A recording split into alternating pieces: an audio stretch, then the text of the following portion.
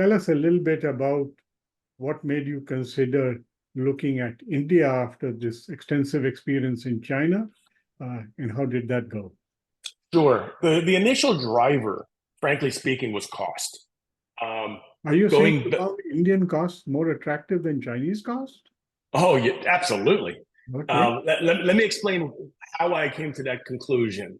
This was around 2016, 2017. We had been exclusively manufacturing in China, primarily in southern Jiangsu province and in eastern Shandong province, central, eastern, and northern China. And at the time, I witnessed labor costs go from around 250 US dollars per month per blue collar sewing worker.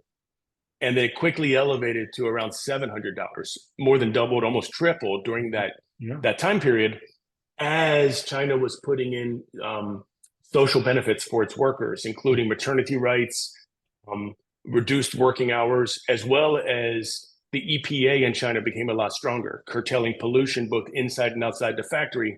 As a result, overhead costs went up dramatically for these factories. So not only was labor costs going up, but overall, to make a profit for a factory, their costs went up.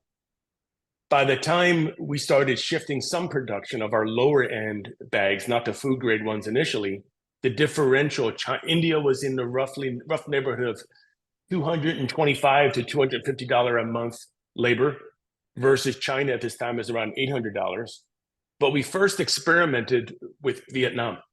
Yeah. And what we learned quickly was Vietnam indeed was cheaper or lower labor cost than China, but not by that much, maybe about 20% cheaper. Yeah. So if China was around 800 a month, Vietnam was in the 650 per month range, where India was down in the 225, 250 range. Again, this is around 8 years ago, give or take. Sure. China continued to increase with forecasts of increased labor costs going up.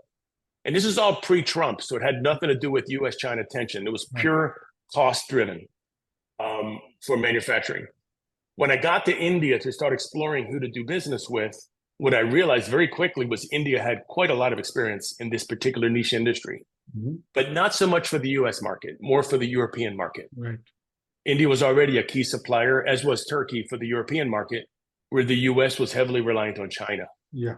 And a little bit from Turkey as well. So based on labor costs being much less expensive, and if you look at the finished cost of our product, let's say an average bulk bag cost, FOB value, for argument's sake, let's say $7 per bag. Yeah. Labor constitutes about 50% of that cost, labor and overhead, whereas raw materials another 50%. So you can see that's considered a labor-intensive manufactured product. So that labor cost differential was critical for us, just to not lose market share versus our competitors who were also starting to experiment with India for the U.S. market. Got it.